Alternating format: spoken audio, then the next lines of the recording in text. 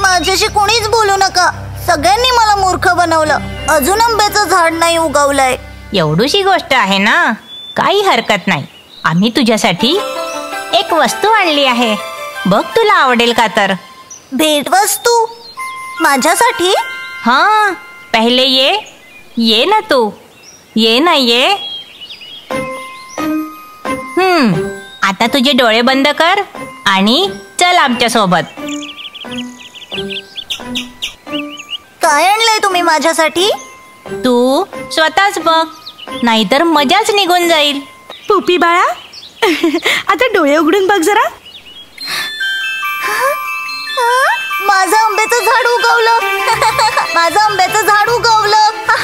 अरे वा.